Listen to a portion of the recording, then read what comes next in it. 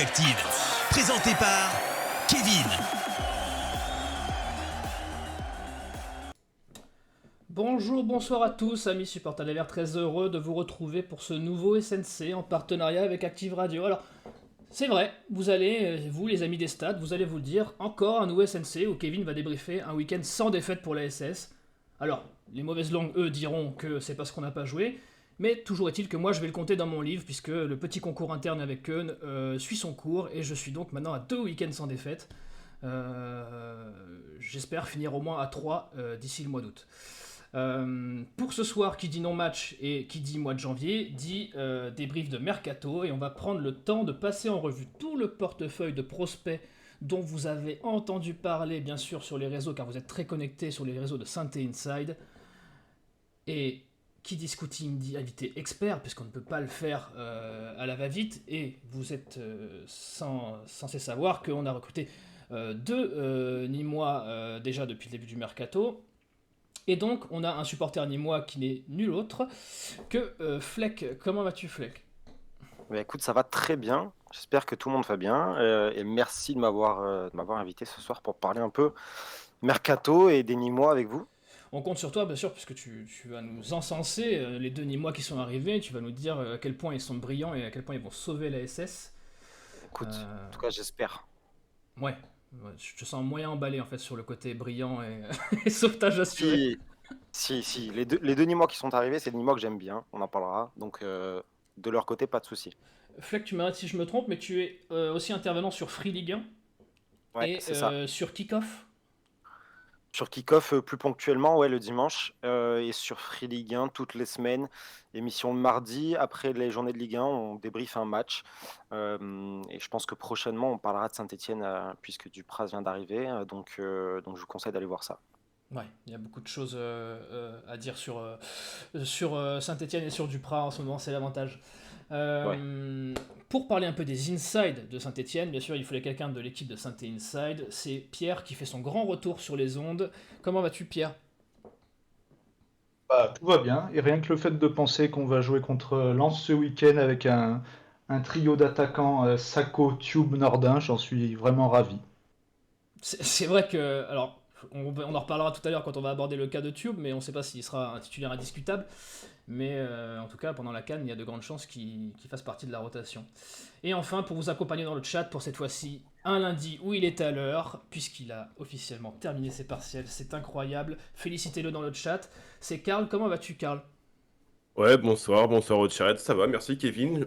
Super content de faire cette émission avec toi, ça fait un petit moment. C'est vrai. Super content d'accueillir Pierrot parce que bah, lui aussi ça fait un bon moment. Et puis super content de recevoir Fleck qu'on suit tous assidûment sur Twitter. Oui, c'est important. Suivez les réseaux de Fleck. Il est toujours de bons conseils et de bons avis sur le football, si vous aimez le football, en tout cas le beau jeu. Comme on le pratique à Saint-Etienne, en tout cas. Messieurs, on va pas perdre plus de temps. On vous salue bien sûr dans le chat. Bienvenue à tous. Merci de nous rejoindre encore en ce lundi 10 janvier. On va s'y coller tout de suite parce qu'on a du travail. On a beaucoup de gens à balayer ce soir. Et bien sûr, on va commencer bien sûr par les recrues qui sont actées. Et j'ai envie de dire par le gros morceau de ce recrutement. Pour l'instant, je pense qu'on est tous d'accord pour dire que la grosse recrue pour l'instant, c'est Paul Bernardoni. Alors, Pierre, je vais te laisser faire un petit débrief de la situation de Bernardoni et ce qu'il en est. Bernardoni, c'est un joueur qui, à la base, alors je pense pas qu'il était formé à Bordeaux, mais il a joué dans un premier temps à Bordeaux. Il était en concurrence avec plusieurs gardiens. Donc il a été prêté, si je me trompe pas, 2 saisons de suite à Nîmes. Je pense que Fleck pourra me le confirmer. C'est ça. Et ensuite, donc, il est retourné le temps d'un mercato aux Girondins, qui l'ont vendu ensuite 7,5 millions, belle vente, au SCO d'Angers. Donc ça fait 1 an et demi qu'il est au SCO et il a participé, si je ne me trompe pas, aux Jeux Olympiques cet été avec l'équipe de France. Donc ça a été un petit fiasco, mais il était titulaire dans ses cages. Qu'est-ce que tu en Et tiens, penses Vas-y, Fleck, vas-y. j'allais dire, si je peux te compléter, il a été formé à l'INAS Montlhéry, qu'on avait joué en Coupe de France. Ah, je l'avais pas. Voilà. Ok. Ouais, c'est vrai que c'est une info qu'il faut avoir. C'est clair que celle-là, elle est pas écrite sur le CV de base au début. Non, Mais bien sûr, pour les plus blagueurs d'entre vous, bien sûr, Paul Bernardoni qui a bien 24 ans, comme c'est écrit sur votre écran. Qu'est-ce que tu en penses, Fleck, de Bernardoni qui était un peu en manque de temps de jeu chez vous, peut-être? alors on manque de temps de jeu à Angers du coup, parce que Oui, alors, chez nous malheureusement on n'a pas pu le conserver. Moi je pense que c'est une très bonne arrivée pour vous. Là tu récupères un gardien qui a quand même petite expérience Ligue 1, Ligue 2. C'est quelqu'un de très fiable, je pense, sportivement. Et après, c'est un bon mec. Et je pense que pour aller chercher un maintien, surtout dans la position qui est celle de Saint-Etienne, tu as besoin d'aller chercher des mecs bien, des mecs déterminés, des mecs qui n'aient pas peur de relever des défis. Et, euh, et c'est le cas de Paul Bernardoni, quoi. Ça a toujours été quelqu'un à Nîmes très apprécié par les supporters. Je pense qu'à Angers, c'était relativement pareil, même si dernièrement il a un peu moins joué, il s'est blessé notamment.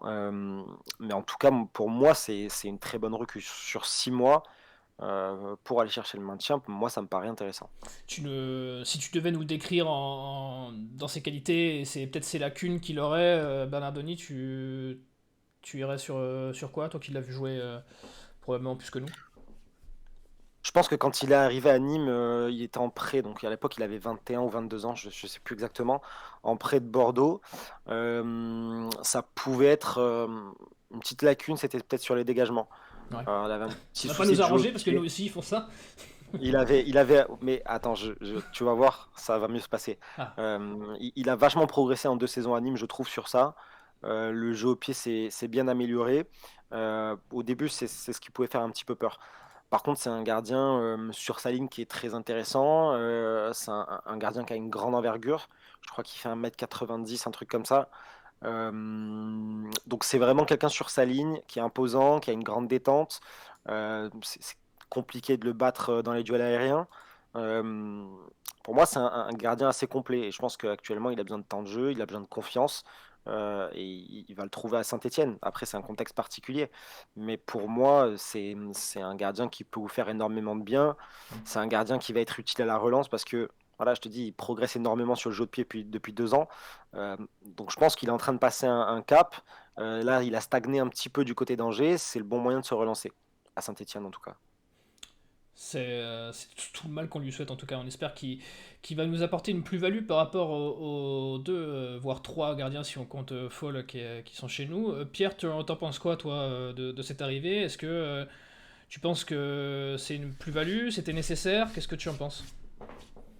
Ouais, moi je pense que je suis aussi content de l'arrivée de Bernardoni parce que voilà, comme Fleck l'a dit, tu vois direct que c'est un bon mec. On a vu sa conférence de presse, il est posé, il parle bien, et c'est agréable de voir des mecs comme ça. Après, c'est pas parce que c'est un bon mec qu'il va nous maintenir, mais il a aussi l'expérience. Il a joué 2 fois le maintien à Nîmes. Bon, l'an dernier, Angers commence bien la saison, mais finit borderline avec le maintien. Et donc il a cette expérience.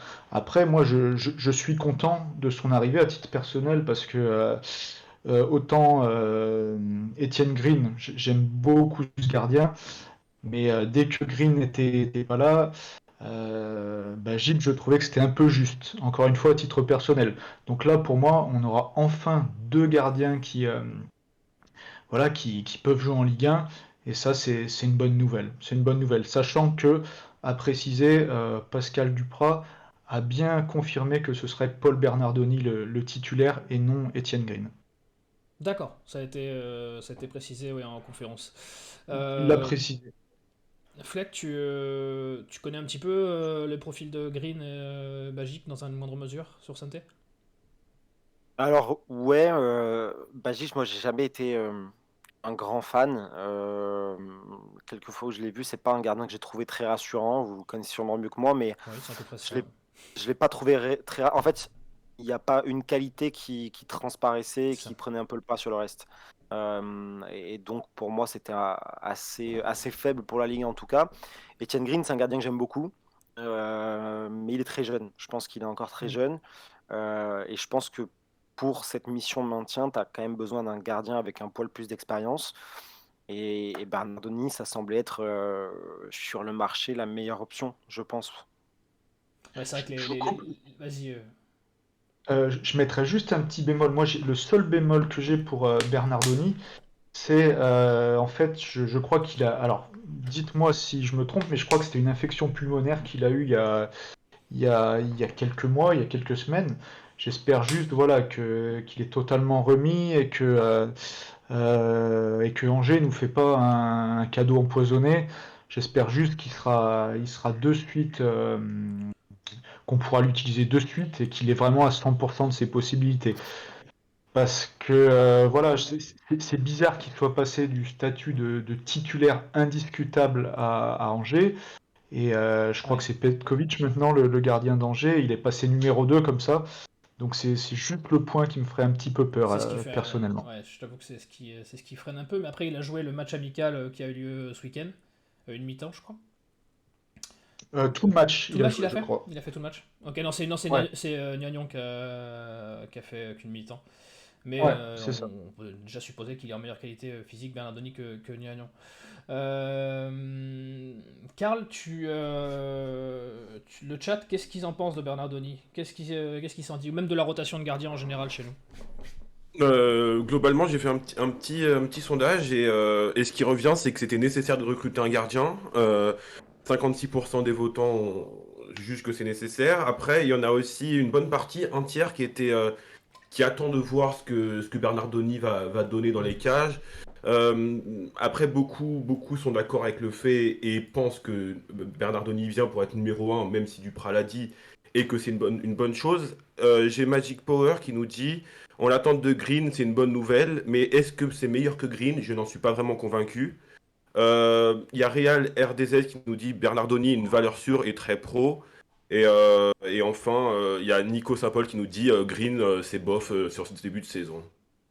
C'est vrai. C'est ce qui a motivé aussi cet achat, au-delà de la blessure de Green. Je pense que c'est surtout le côté fragile qu'il a depuis le début de la saison, même s'il nous a sauvé quand même pas mal de fois, faut pas l'oublier. Messieurs, est-ce que vous voyez quelque chose à rajouter sur Bernardoni, à part le fait qu'il ait la meilleure qualité pour un gardien de la SS, à savoir d'être chauve? Euh, Oh, Vas-y, Fleck. moi, pour rebondir sur tout ça, je pense que certains aient des doutes sur Bernardoni parce que tu prends un gardien qui n'a pas énormément joué ces derniers temps. Oui. Tu peux te demander pourquoi il était passé numéro 2 à Angers. Donc ça, c'est totalement logique. Je pense surtout que de toute façon, ça me semblait primordial pour Saint-Etienne de recruter un gardien. Et à partir du moment où tu as besoin d'un gardien sur les 6 derniers mois, quoi qu'il en soit, il faut voir voilà, qui est dispo à l'instant T. Et à l'instant T, si tu prends pas Bernardoni, il n'y en a pas des masses, je pense, et pas des masses qui ont son expérience. Alors, je te coupe encore une fois, Fleck. On était sur quand même deux gardiens de très bon niveau. On était sur Sergio Rico du PSG et sur Burki du Borussia Dortmund. Donc, Oui.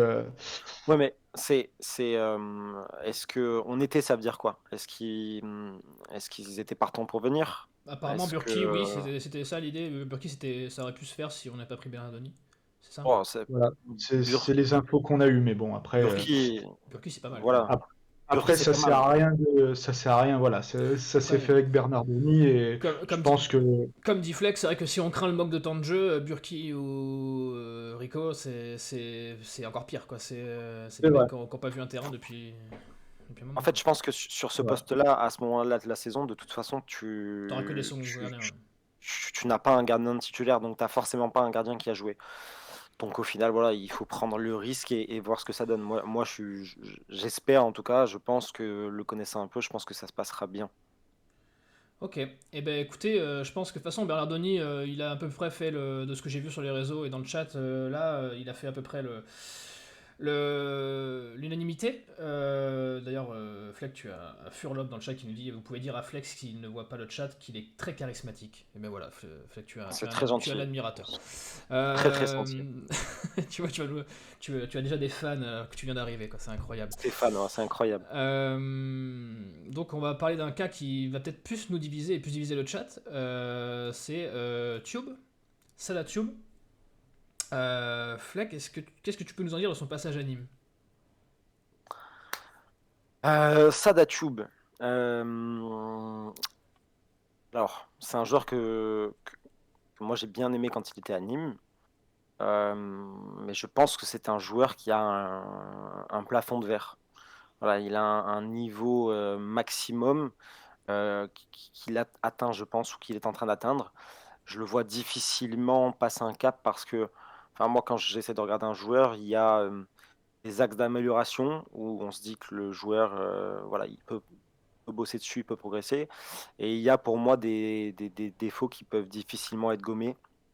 Et chez Sadia Tube, j'ai l'impression qu'il y a certains défauts qui pourront pas forcément être gommés. Alors, si on peut parler du joueur, ça fait quelque temps qu'il a pas beaucoup joué. Donc, moi, la première interrogation, c'est dans quel état de forme il est pour chez vous.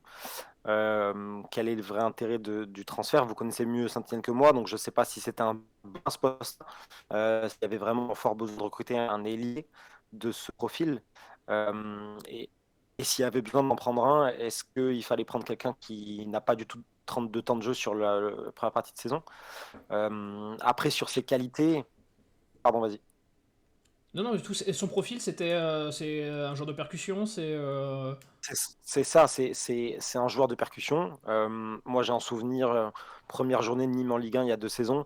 On est en train de perdre à Angers et il fait un rush de 60 mètres. Il élimine 5 joueurs et il marque.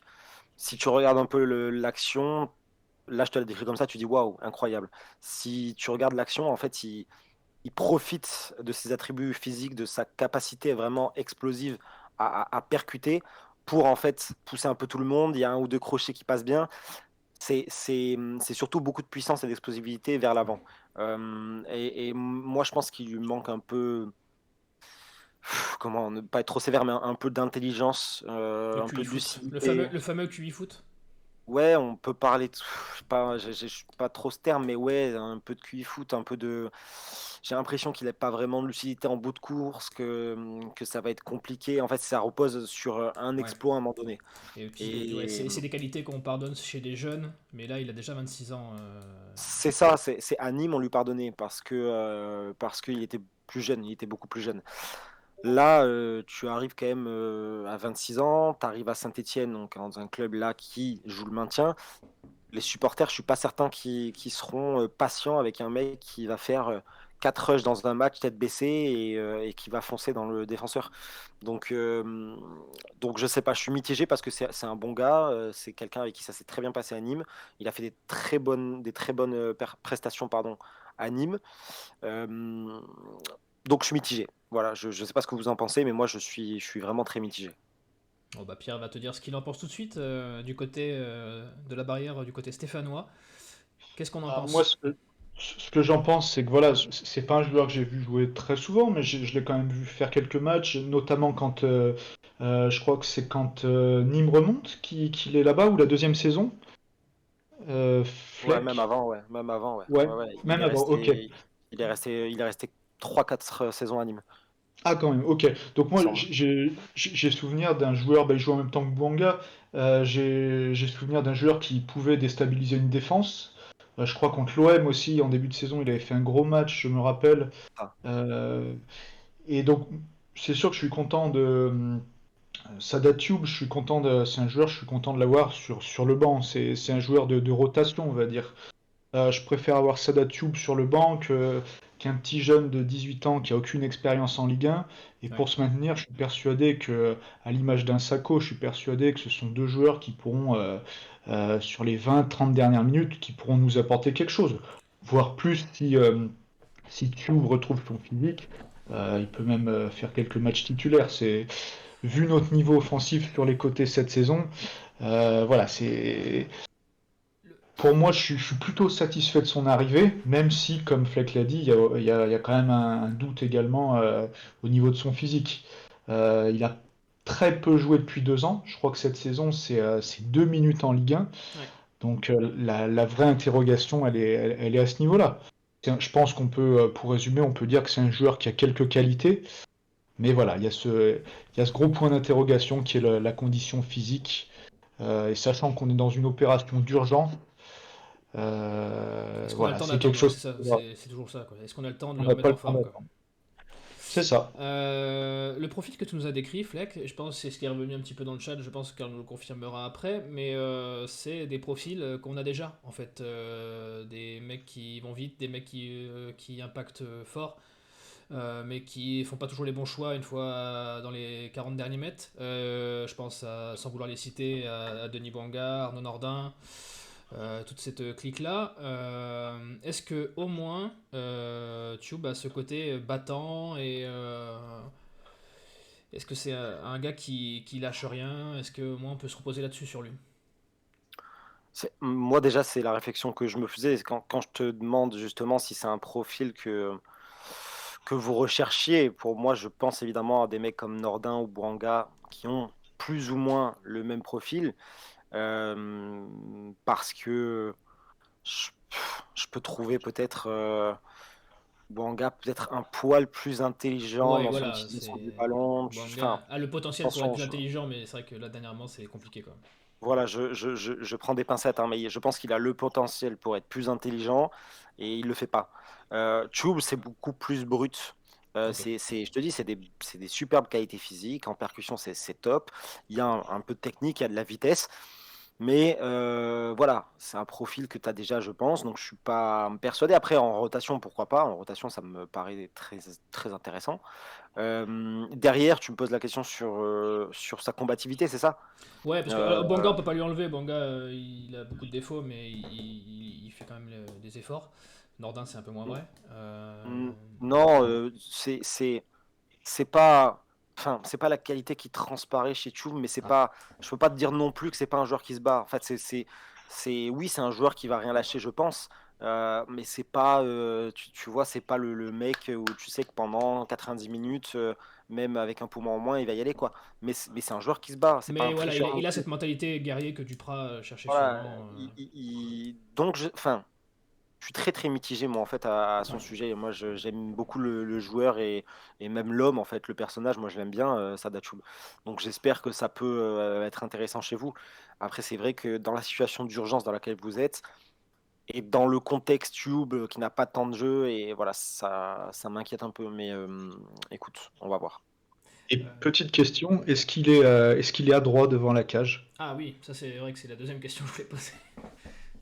Alors, oui, je pense que quand il est servi devant les buts, oui. Là où moi je pense il manque de lucidité, c'est si jamais c'est lui qui fait l'action. Il va S'il s'enfermer porte le ou ballon sur 30 mètres, voilà, il va avoir tendance à s'enfermer, ou alors enfin, de manière inexplicable, il va te faire un geste et le ballon va filer en corner ou en touche, ouais, parce ça. qu'il y a une perte de lucidité. Et je pense qu'il y a une telle débauche d'énergie sur 30-40 mètres quand il part, que t'as une perte de lucidité, pardon, à la fin. Donc je D'accord. pense qu'il vaut mieux qu'il soit servi, même si c'est quelqu'un qui est capable de t'apporter beaucoup sur un centre, sur un côté. Ok. Karl, le chat, est-il partagé sur Sadatube ou a-t-il déjà fait l'unanimité aussi? Écoute, dans le chat, il y a plusieurs catégories de personnes. Il y a ceux qui sont méfiants vis-à-vis de son état physique. J'ai vu un commentaire disant que sur les 4 recrues qu'on a fait, il n'y en a aucune en forme. Après, il y en a qui disent que on manque de puissance devant et que c'est peut-être Tube qui pourra l'apporter. Et sinon, on a fait un petit sondage et le résultat du sondage, c'est que oui, tout le monde attend de voir sa forme physique au final. Il y en a qui s'interrogent néanmoins et se disent, si on a Tube, c'est moyen, mais est-ce qu'on a moyen de faire mieux actuellement avec les moyens qu'on a et avec l'attractivité que Saint-Étienne n'a pas du tout? Bah, c'est vrai que les deux alliés que tu vas chercher pendant le mercato, c'est Bakary Sako qui est retraité depuis, ou pré-retraité du moins depuis quelques mois, si ce n'est années, et Sadatchouk qui joue plus depuis 6 mois, quoi. Donc est-ce qu'on pouvait faire mieux? Pierre, tu pourras nous le confirmer, mais je pense pas. On peut toujours faire mieux, hein, si tu as une bonne cellule et Oui, mais avec les moyens qu'on a, voilà, je vais reformuler, avec les moyens qu'on a. je pense que on va bientôt passer à la suite et on va parler d'un Zinedine Ferrat. Footballistiquement parlant, ça semble intéressant, peut-être un peu plus que Tube, mais ça, c'est. C'est vrai que Ferrat, on en parlera tout à l'heure, mais c'est vrai que c'est le fantasme des supporters stéphanois depuis 1 an et demi que la rumeur est née. C'est récurrent. Donc c'est vrai qu'on va en parler tout à l'heure. Mais avant, on va quand même parler des possibles prochains départs, avant de parler des possibles prochaines arrivées, parce que il faut, vous l'avez peut-être vu passer, renflouer un peu les caisses. Je crois que tu me arrêtes si je me trompe, Pierre, mais le club s'est engagé à vendre pour 20 millions. 20 millions, c'est ça, à la DNCG. Donc il va falloir vendre. Et la première cible, la première source marchande, on n'en a pas beaucoup chez nous, des gros actifs. La première, il est maintenant relayé au poste de numéro 2. Il est international anglais, ce qui fait beaucoup monter les prix. C'est Etienne Green. Pierre, qu'est-ce que tu peux nous en dire? Alors Etienne Green, donc gardien de but, 21 ans. Donc ça, c'était une info qui a été révélée par Evect. Et donc il serait désormais transférable s'il y a une offre non refusable.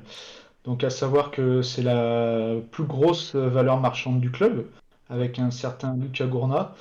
Donc, et ceci encore plus depuis qu'il a choisi la sélection anglaise. Donc il est régulièrement appelé chez les espoirs. Donc il a une petite cote en Première Ligue. Ouais. Et je vous rappelle qu'il y a quelques mois déjà, il y avait West Ham qui avait... Enfin, c'était sorti dans la presse que West Ham avait manifesté son intérêt. Donc à voir si, en cas de belle offre, à voir si le club sera prêt à le lâcher, sachant qu'on en a parlé, on vient de prendre Bernardoni en prêt. C'est ça, alors il est estimé à 10 millions d'euros sur le transfert market, alors c'est à prendre avec des pincettes bien sûr. Et pour ceux qui ne savent pas, oui, le fait qu'ils soient internationaux anglais, ça compte, puisque en première ligue, comme dans beaucoup de championnats, vous avez un certain nombre de natifs à incorporer dans votre effectif professionnel. Donc il faut absolument qu'il y ait des Anglais. Donc ça fait forcément... Et des gardiens anglais, c'est plutôt denrée rare. Bon, du moins. Donc il faut prendre ça en compte. Fleck, qu'est-ce que tu en penses, toi? Le joueur, tu nous en as un peu parlé tout à l'heure, mais est-ce que pour toi, tu vendrais, tu t'en ferais quoi d'Etienne Green? Ah, ça dépend. Ça dépend. Si tu as vraiment besoin de vendre pour 20 millions cet hiver, j'ai pas entendu si c'était cet C'est hiver cet hiver, ou ouais, c'est ça. cet hiver. Non, Ah, non, pas forcément, non, non, jusqu'à fin juin, Ah, je crois. d'accord, ok. Alors cet hiver, je pense que je le garde. Tu gardes quand même une cartouche au cas où ça se passe pas bien avec Bernardoni et moi je répète que Oui. Bajic, pour moi c'est pas le niveau Ligue 1, donc il faut quand même un des deux. Donc je pense que tu le gardes cet hiver. Après, je pense que tu peux le vendre cet été. Tu peux le vendre cet été et puis de toute façon il faut aussi regarder l'état de l'effectif de Saint-Étienne et se demander sur quel joueur tu vas pouvoir faire une plus-value. Ouais. Après, il y a autre chose aussi, c'est que si jamais il y a descente, ce que je ne vous souhaite pas, mais si jamais il y a descente cet été, le prix il peut bouger aussi. Mm. Donc c'est une réflexion, je pense, à mener de toute façon. Mais si tu veux dégager des fonds à Saint-Étienne, moi je vois que, allez, t'as 3 noms où tu peux faire des ventes intéressantes. Ouais. Intéressantes. Ouais, t'en as ouais, 3-4 si tu comptes Banga, Kazri. Ouais, alors non, je compte même pas. Je Il est en compte fin même de C'est pas. contrat, des Kazri. petites valeurs, ça, on va dire. Je compte même pas. Non, non, en termes de vente intéressante, je pense que voilà, tu comptes Green, tu comptes Gourna Mm. et tu comptes So, aller Bouanga. Et encore Bouanga est en fin Peut-être de So, contrat, non? ouais, peut-être So, Pierre disait, ouais, c'est vrai, peut-être So. Baïdou, So. Et voilà, donc t'as peut-être pas vraiment le choix. Après, la Ouais. question c'est maintenant ou cet été. Mais c'est ça, et puis c'est pareil, ça dépend du chèque. Parce que là, il est estimé à 10 millions, mais si un club vient avec 20 millions en cash sur table, je pense qu'il décolle. Je pense qu'il décolle dans la foulée, quoi. Si tu veux mon avis, il décolle, même à 10, il décolle. Ouais, moi je pense Et que 10, je pense que 10 c'est un peu sous-estimé. Mais après, c'est le fait qu'il soit 10, anglais qui me fait dire ça. Mais ouais, parce que ouais, mais anglais en Ligue 1. Parce que ouais. anglais en première ligue, je serais peut-être d'accord avec toi. Mais là, ça reste quand même un gardien Quel âge il a, Etienne Green? 19? 21. Il est 21 maintenant? Ouais, il est un peu plus vieux déjà. 21, ouais, mais alors voilà, 21 ans, il n'a pas non plus à cet âge-là une expérience incroyable du haut niveau. Donc il faut quand même aller les mettre, les 10 millions. Les 10 millions ne me choqueraient pas, parce que tu as Plus toujours tiré, tu penses pas plus. Moi j'ai du mal à croire plus. Ok. Après, sait-on jamais, les clubs Après, anglais, les enchères, ils ouais, c'est aiment ça, bien, suffit qu'ils se mettent 2-3 dessus et c'est voilà, les enchères. ils aiment bien se tirer la bourre et tu sais pas, à tout moment, t'as un Southampton, un West Ham qui arrive et qui te Un balance Newcastle qui s'est 25 fait, patates. Newcastle qui s'est fait racheter, voilà. À Newcastle, mais pour moi, 10 millions, c'est bien. 10 millions, à mon avis, tu le vends. Qu'est-ce qu'en dit le chat, Karl? On vend? J'ai fait un petit sondage et ouais, le chat est à peu près unanime en disant sautons sur la première offre, 10 millions dans le contexte actuel, il faut pas faire les fines bouches. Il y en a quelques-uns qui disent pas touche au chouchou et une infime minorité pardon, qui suggère de le prêter. Euh, Il y a, il y a Santo 31 qui fait une remarque et qui rejoint celle de Fleck qui dit que si tu descends, tous tes joueurs vont perdre de la valeur. Oui. Donc Ça, faut faire attention beaucoup à ça. disent, ouais, donc beaucoup disent qu'il faut sauter sur l'occasion. Après, je sais qu'il y en a qui mettent aussi en comparaison Gourna et Green sur le besoin de vendre et qui disent que Gourna, on a plus de joueurs au poste de milieu défensif. Donc c'est moins grave si on le vend en quelque sorte. C'est vrai, c'est un poste où on est un peu plus fourni milieu défensif, donc c'est vrai que c'est peut-être là où on va pouvoir s'en débarrasser sans trop de remords. On va en parler justement de Gourna. Pierre, tu peux nous faire un petit point là-dessus? Sur Gourna? Sur les offres, Ouais, sur la rumeur, quoi. Ouais, alors Gourna, donc, qui a eu 18 ans cet été, donc il est quand même en manque de temps de jeu, hein, il joue moins que l'an dernier. Donc ça reste quand même un des plus gros espoirs du club, si ce n'est le plus gros. Il y a quelques jours, donc le célèbre Fabrizio Romano a évoqué un départ en prêt, un départ éventuel, sachant qu'il y a quelques mois, des clubs comme l'Atalanta, Chelsea, Leverkusen, Dortmund étaient intéressés. Et il était resté principalement parce que Puel était là. Donc là, maintenant qu'il n'y a plus Puel, peut-être que la donne peut changer. Mais toutefois, il y a quelques jours, le joueur a posté sur son compte Instagram, il me semble, un petit mot toujours vers l'avant. Donc Ouais. vers VERT. Voilà, donc c'était, Donc soit il ça est très mauvais montrait. en français, soit il annonce qu'il reste, c'est ça? Voilà, Dans à voir. l'idée. Après, c'est toujours pareil. Si, bon, encore une fois, sa valeur marchande a baissé depuis cet été, mais Ouais. en cas de belle offre, je pense pas C'est qu'il. vrai que c'est ce que je voulais souligner, c'est que cet été, on en avait parlé déjà du potentiel départ s'il y avait une grosse offre. Et de mémoire, alors je me souviens pas exactement dans quelle émission on en avait évoqué, mais on parlait de quelque chose comme 20-25 millions. C'est ce qui circulait. Après, Est-ce que c'est est-ce des que bruits ces offres, d'agents ou est-ce que c'est des bruits d'intérêt? C'est est-ce encore que toujours ces offres différent. sont vraiment tombées? On ne sait pas, mais là, en tout cas, il y a personne qui va mettre ce tarif-là sur un joueur qui ne joue quasiment plus ou 10 minutes en fin de match Hmm. chez le dernier du championnat. Ça semble totalement utopique. Fleck pour 10 millions à Nîmes, vous nous le prenez ou... Voilà, il faut qu'on fasse un prêt sur 20 ans, nous, pour le prendre. Non, mais t'en Non, penses quoi mais du petit? je pense que quelque part, tu aurais peut-être dû le vendre cet été. Hmm. Si vraiment, parce que dire que j'y crois pas, mais des offres à 30-35 millions, je sais pas qui l'été dernier dans le contexte aurait posé 30 millions, mais si tu avais une offre à 20-25, je pense qu'il aurait peut-être fallu le vendre. Mais au final, tu te retrouves avec un jeune aussi prometteur soit-il, hein, mais qui a pas énormément joué. Je crois que tu l'as vu 13 fois en Ligue 1 Ouais. et pas que des titularisations. Euh, qui n'a pas énormément joué, qui est avec le dernier de Ligue 1, donc forcément le prix n'a pas monté, Hmm. voire il a pu baisser un peu. Et voilà, et je pense que c'est la même chose qu'avec Green. Il faut prendre en compte le fait que la saison prochaine, malheureusement, Saint-Etienne puisse être en Ligue 2. Et si tu es en 2, tu n'auras pas forcément la même chose. Après, je pense que sur Gourna, tu devrais bien t'en sortir quand même parce qu'il est un peu plus jeune que Green, c'est pas le même poste, c'est pas le même potentiel. Euh, il y a quelque chose à faire. Pour moi, ça peut être intéressant de le garder et de le vendre cet été. C'est pareil. Après, c'est un pari. Est-ce que tu les vends maintenant pour en tirer le maximum? Est-ce que tu les gardes pour lutter pour le maintien et peut-être que tu vas les vendre un peu moins cher? C'est la Après, grande question.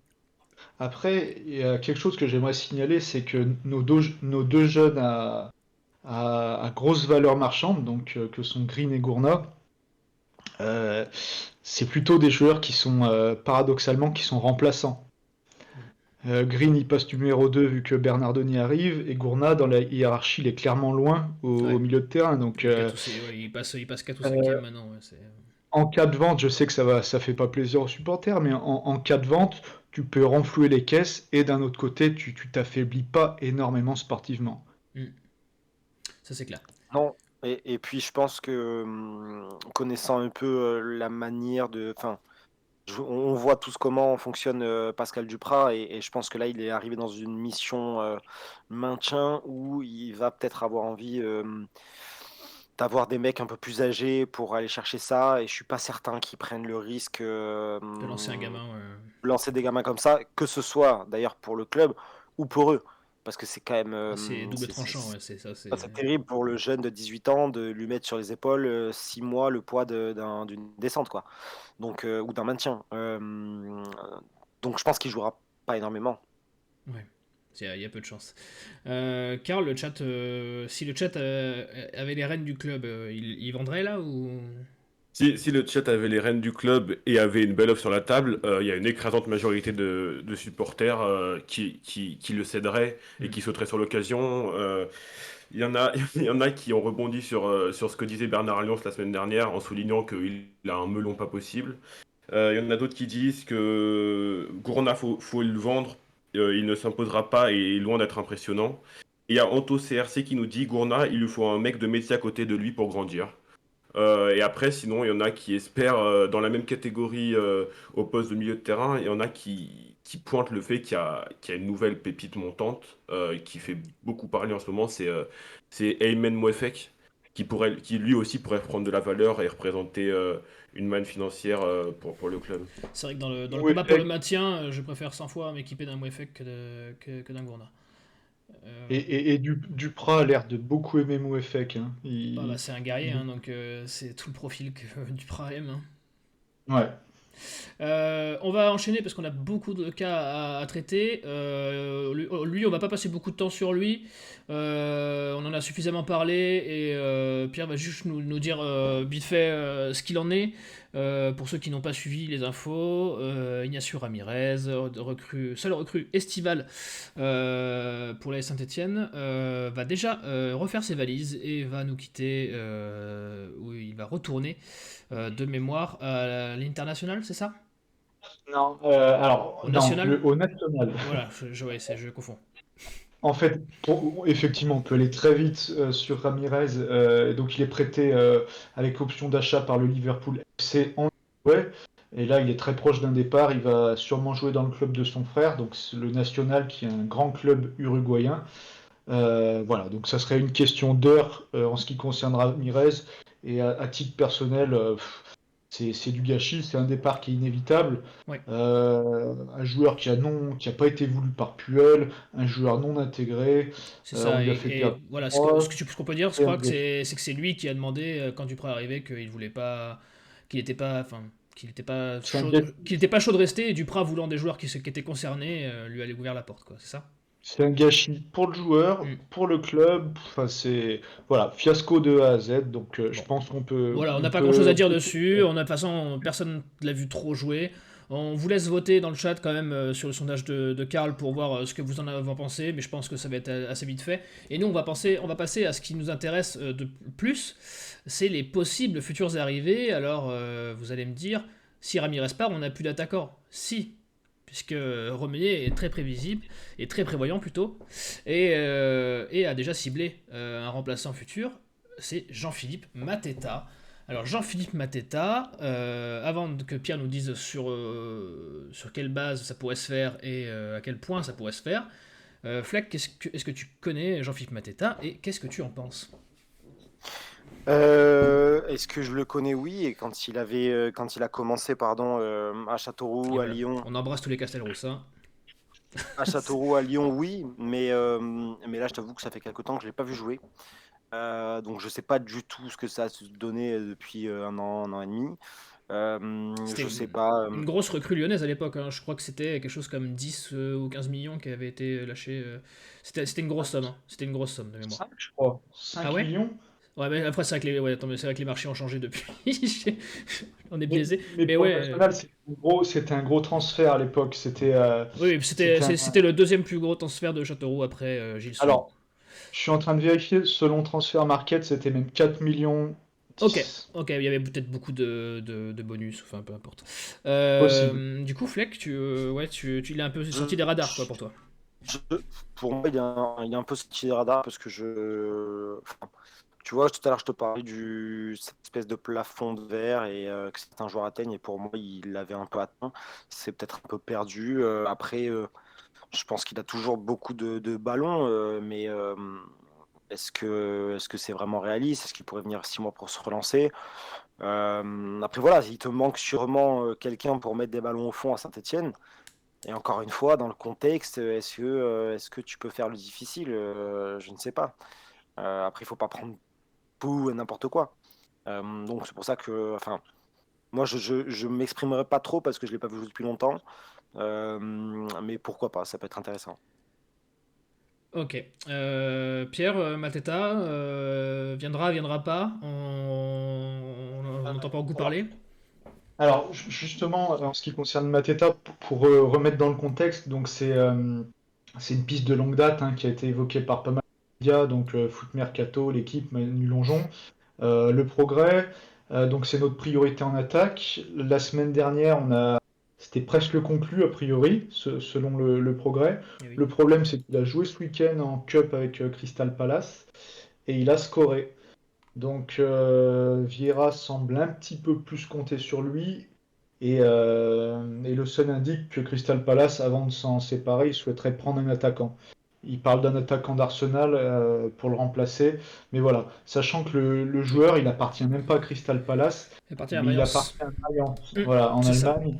Donc ça complique un petit peu les Voilà, négociations. c'est une négociation à trois, quoi. Ouais, et chose importante,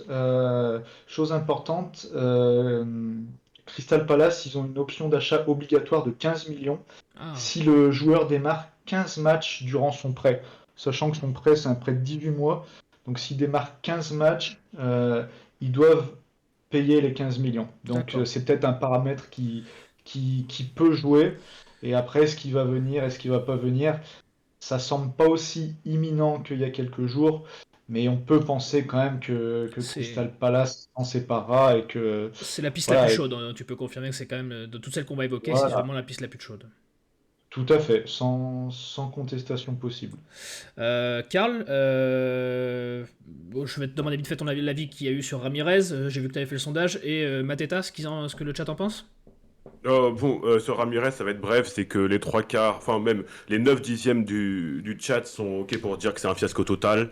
Il y en a pas mal qui disent que les torts sont partagés, que bon retour en Uruguay et basta. Et concernant Mateta, euh, beaucoup de gens le prennent, les bras ouverts, l'accueil les bras ouverts. Il y en a aussi quelques-uns qui sont dubitatifs quant au fait qu'ils viennent. Euh, Pourquoi viendrait-il à Saint-Etienne au fin fond de la Ligue 1, bientôt en Ligue 2, alors que à Crystal Palace ça a l'air de fonctionner. Donc voilà, c'est un peu un mélange entre espoir et méfiance. Ok. Affaire à suivre du coup dans les prochains jours. Je pense que ça risquerait de se décanter. Euh, la deuxième piste qui a fait surface cette semaine, un ex-espoir français, c'est Yann Valéry, un latéral droit, mais de mémoire qui peut jouer sur les deux côtés latéraux, sur les deux, gauche ou droite.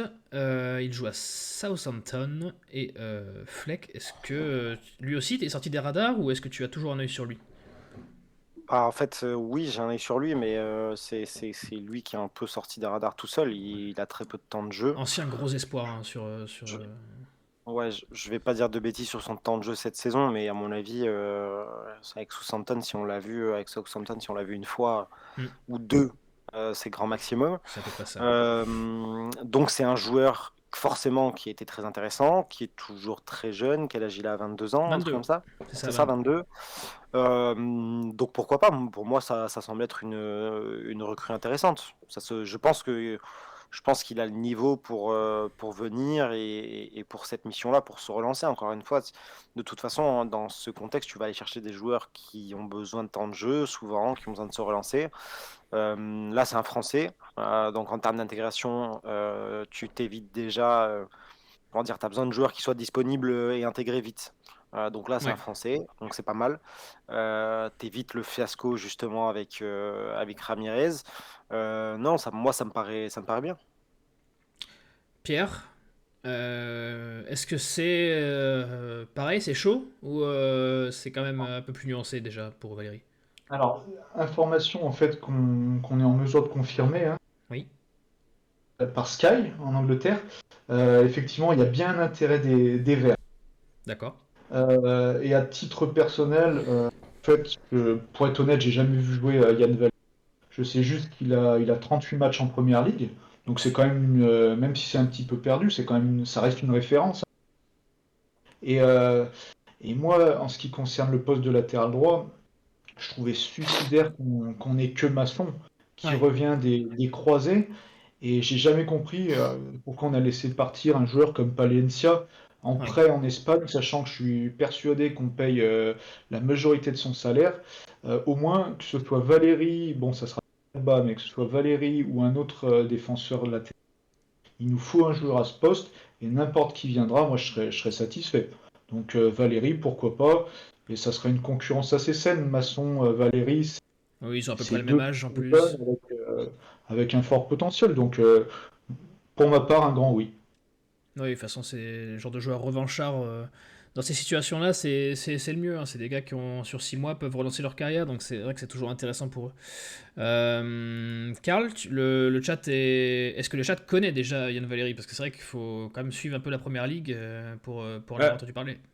tout le chat ne connaît pas forcément Yann Valéry, il le voit jouer tous les week-ends, mais il y en a qui font remarquer qu'il a pris un rouge ce week-end. Et il y a justement Joss qui réagit dessus, qui nous dit: Ah, bah un mec qui prend des rouges sans jouer, ça m'intéresse, ça me rappellera Tlavaridis. Après, on en a qui nous disent c'est toujours mieux que Ivan Masson. Et puis, et puis sinon, on nous a dit il y en a qui nous disent attendez, je retrouve le message. Moi, je veux le retour de Mbengue et de Janko. Donc bon, le sujet Valérie me passionne moins le chat que celui concernant Mateta. Ben oui, c'est. Non, c'est pas François Valéry. Je vois Sarah et Mania, ce n'est pas François Valéry le chanteur. Rien à voir, c'est pas la même personne. Euh, C'est vrai qu'il est beaucoup moins. On en a beaucoup moins entendu parler, Yann Valéry, que dans l'Hexagone que Mateta. On va parler, tu en as parlé tout à l'heure, Pierre, et tu vas nous faire un brief de ce qu'il en est. On a dit il y a quelques jours, semaines, que c'était chaud. Finalement, c'est plutôt froid. Zinedine Ferrat, qu'est-ce qu'on en pense? Zinedine Ferrat, donc milieu offensif droit, si je dis pas de Oui, bêtises. Donc il y a quelques années, il avait fait énormément de passes décisives en Ligue 2 avec Le Havre. Je crois oui, qu'il avait un record. J'ai plus le nom en tête, mais il avait fait. Enfin, c'est un très bon passeur. oui. Après, donc Nîmes l'achète, je crois, Wanga part, si je me trompe pas, Fleck. Et On le récupère gratuitement. ouais, ok, vous le récupérez, il est en fin de contrat, d'accord. Ça. Donc, international algérien, non retenu à la CAN parce que pour faire court, donc il fait une super saison l'an dernier avec Nîmes, malgré la. Il a failli partir le dernier jour du mercato, je crois qu'il y avait des offres de Montpellier et Strasbourg, si je me trompe pas. Offre refusée par le président nîmois et du coup il a joué quelques bouts de match à Nîmes, mais voilà, ça se passe pas super bien. Il a pas beaucoup joué. Là, il a séché a priori la reprise de l'entraînement. depuis début janvier. Voilà, donc ça reste à titre personnel, je trouve que ça reste un très bon joueur, mais voilà, il a peut-être un manque de compétition, et est-ce que la piste n'est pas enterrée depuis l'arrivée de Sada Tube, ça c'est une possibilité. Mais je vais laisser parler. Ouais, Fleck Je vais qui le laisser connaît parler Fleck. mieux que nous. Alors, petite C'est ça. rectification, en effet, il est arrivé en retard à la reprise, mais il est rentré depuis. D'accord. Il est rentré depuis. Alors, de manière officielle, il a attrapé le Covid. Enfin, il a été blessé aussi, il a eu le Covid. Et puis, je pense que son départ avorté l'été dernier lui a fait beaucoup de mal, parce que c'est pas la première fois que ça lui arrive dans sa carrière. Au Havre, justement, il aurait dû partir plus tôt. Ça s'était pas fait. À Nîmes, pareil. Et au final, tu te retrouves avec un joueur qui va sur ses 29 ans. Donc le summum de la carrière, il est en train d'arriver, c'est maintenant. Et tu joues en Ligue 2 à Nîmes. Et par rapport à ses qualités, c'est clair que... Enfin, moi, je trouve qu'il a rien à faire en Ligue 2. Euh, L'année de la descente de Nîmes, il finit, je crois, 3 ou 4e meilleur passeur de Ligue 1 avec un relégué. Et donc la performance, elle est quand même assez intéressante. C'est un joueur, alors c'est vrai qu'on peut le mettre milieu droit, mais qui a très souvent joué à gauche. À gauche parce que c'est un droitier qui est absolument fabuleux quand il rentre intérieur, quand il est à gauche et qu'il peut rentrer intérieur, et qui a une vraie qualité de frappe, une vraie qualité de centre, une vraie qualité de service dans la surface. Pour moi, je pense qu'en termes de niveau intrinsèque, c'est l'un des 3-4 meilleurs, pour pas dire l'un des 2 meilleurs de Ligue 2 joueurs. Techniquement, c'est incroyable. Le problème, c'est qu'il ne joue pas depuis cet été. Il joue pas. Je pense que psychologiquement, ça a dû être dur. Ça a dû être compliqué pour lui. Et il n'est jamais parvenu à se remettre dedans, et à raccrocher le wagon et à faire le deuil de ce faux départ. Là, apparemment, enfin, plutôt, il ne voudrait plus porter le maillot de Nîmes et partir dès maintenant. À Nîmes, tout le monde, je parle des supporters, est relativement pour, parce qu'au final, ben, il ne joue pas, il ne sert à rien, donc et ben, soit. Après, moi, je me pose la question parce que c'est quand même un risque pour le club qui va le prendre. Oui. Ça dépend du contexte. Je trouve que pour Saint-Étienne, c'est un risque. Voilà, si c'était un club qui a un peu plus de marge dans une lutte au maintien, pourquoi pas. Pour Saint-Étienne, je trouve que c'est un risque parce que même si moi, je vais pas tout lui mettre sur le dos, mais c'est vrai qu'on peut se poser des questions sur l'entourage du joueur. Il a changé d'agent récemment apparemment, mais sur l'entourage du joueur, sur peut-être la mentalité. Donc ça me paraît risqué avec Saint-Étienne. Ok, bah écoute, de toute façon, de ce qui se murmure, c'est pas quelque chose qui se fera. Pour finir, on va aborder un dernier cas, la dernière cible, le dernier poste ciblé. Deux joueurs ont fait leur apparition dans les rumeurs du moment. Vous avez, attendez, je vais essayer de ne pas l'écorcher, Ousseynou Ba de l'Olympiakos et Alvaro González de Marseille. Est-ce que, Pierre, tu peux nous en dire, entre ces deux-là, qui tient la corde, et où est-ce qu'aucun des deux ne tient la corde finalement, où est-ce qu'on en est sur le poste de défenseur central? Alors, je pense qu'on va passer vite. C'est vrai qu'on avait, quand on a préparé cette émission, c'est une piste qui s'est refroidie. Donc Alvaro, c'est le défenseur central de l'OM, qui a 32 ans. Donc c'était une piste qui avait été évoquée sur France Loire vendredi par Pascal Dupraz en personne. Donc Dupraz a indiqué, je cite, si l'OM veut bien prendre en charge son salaire et que le joueur veut bien venir, on l'accueille. Mais voilà, depuis, on a appris qu'il y avait également les Girondins, Bordeaux et Strasbourg qui étaient sur le joueur. Donc il a refusé. Par contre, il semble être en route vers l'Espagne et plus précisément vers le FC Valence. Ça semble bien engagé. Donc ça, c'est la première piste, Alvaro. Et la seconde piste, Ousseynou Ba elle... de l'Olympiakos. ouais, c'est ça. Donc il a 26 ans, défenseur central. Donc c'est une piste qui a été révélée par l'équipe. Donc selon nos informations, le dossier est actuellement à l'arrêt. Donc rien à signaler depuis fin 2021. Donc il était notre cible numéro un. Duprat le voulait et le joueur est intéressé. Donc depuis, le problème c'est que l'Olympiakos manque de défenseurs centraux. Donc il y a Cissé à la CAN et il y a des joueurs blessés. Donc voilà, à voir si le dossier est relancé fin janvier, c'est une possibilité. Et de mon côté, je serais assez satisfait qu'un joueur comme Ba arrive parce que c'est vraiment un profil similaire à Papa Boussissé. Oui, c'est ça. Donc vraiment, c'est étonnant. Même Ils sont tous les club, deux. même style de C'est jeu, ça. mais c'est C'est assez. ça. Ils sont tous les deux sénégalais. Ils sont tous les deux passés à Ajaccio. Pas dans le même club à Ajaccio, mais ils sont tous les deux C'est passés très par la marrant. COP. Défenseurs centraux, sénégalais et joueur de l'Olympiakos. Donc moi, s'il a la même réussite que Papa Boussissé, je prends tous les jours, sachant qu'on a vraiment minimisé l'apport de Cissé, je trouve, Oui, l'an dernier. ça c'est clair. Trop de gens l'ont passé sous silence. Fleck, qu'est-ce que tu en penses de ces deux pistes, même si apparemment ça se ferait pas finalement. Alors Ousseynou Ba, je vais être très honnête avec toi, je te le disais tout à l'heure, c'est pas un joueur que je connais. Ouais. C'est pas un joueur, On peut pas t'en vouloir. je peux pas t'en parler, donc je vais m'abstenir tout simplement. Et Alvaro, Dans le genre, Alvaro, c'est pas un joueur qui est très apprécié, hein, Alvaro, mais dans le genre de profil guerrier, on y est toujours. Hein. ouais, mais tu vois, je pense qu'il y a guerrier et Et guerrier, du mauvais côté du guerrier, ouais. et lui, il fait le guerrier à Marseille, mais sportivement, moi, je trouve que c'est catastrophique. C'est limité, ouais, c'est très limité. Ouais. Donc, je pense que Valence vous fera une fleur en le prenant, c'est bien. Et Moi, ça me va aussi.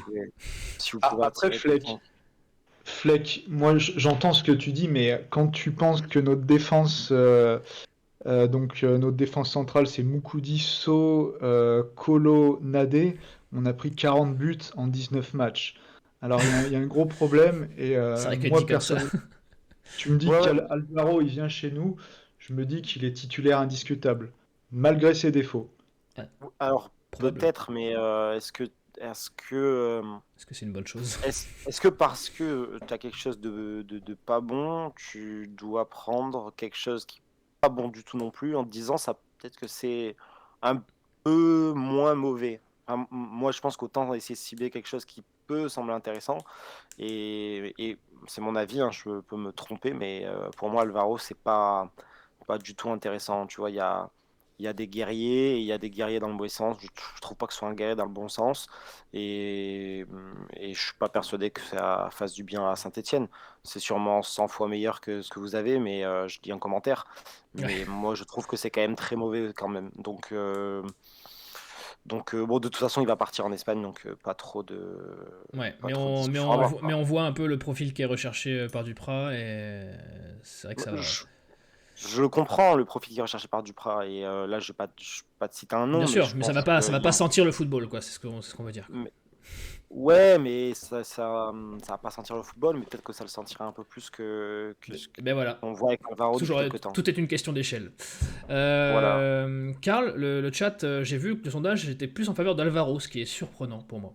Le sondage était plus en faveur d'Alvaro, une majorité pour Alvaro, une petite majorité bien sûr. Après, entre le sondage et le chat, beaucoup parlent de Valence qui est sur Alvaro. Nous aussi, on est en mesure de vous confirmer que Valence va passer la vitesse supérieure.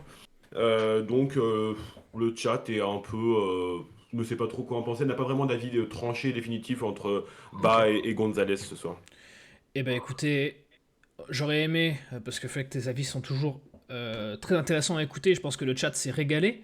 Mais on arrive quand même au bout de l'heure de discussion. On a tenu le pari d'aborder tous les joueurs concernés dans l'heure.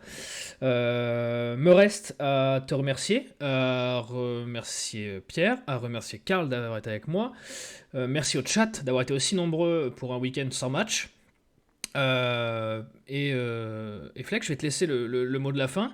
Et encore une fois, merci. Eh ben, merci à vous pour l'invitation. Merci au chat, c'était très très cool. Et puis écoutez, Tu j'espère peux nous dire où on te qu'on- retrouve, peut-être, Fleck? Ouais, sur TACM, sur l'application Free Ligue 1 ou sur YouTube, pour ceux qui ont la flemme de télécharger l'application. Tous les mardis, on a une émission où on débriefe un match de Ligue 1 tout simplement. Sinon, parfois le dimanche matin sur Twitch, du côté de l'émission de Kick-Off, organisée par l'ami Alex de Castro. Et puis voilà, Eh ben, j'espère qu'on pourra refaire une émission avec avec grand vous en plaisir. Ligue 1. Avec grand Avec vous en plaisir. Ligue 1. Et donc dès demain, vous pouvez retrouver Fleck sur Free Ligue 1 pour son émission. Ça va être... On compte sur vous pour aller lui donner beaucoup de force. Quant à nous, vous pouvez nous retrouver dès lundi prochain. Vous pouvez nous retrouver dès demain en replay sur Active Radio et sur la radio des Verts. En attendant, on vous souhaite une bonne semaine. Bon courage pour ceux qui ont beaucoup de boulot, on n'en doute pas. Et surtout, portez-vous bien et allez les Verts. À bientôt. Allez les Verts. Salut. Ciao.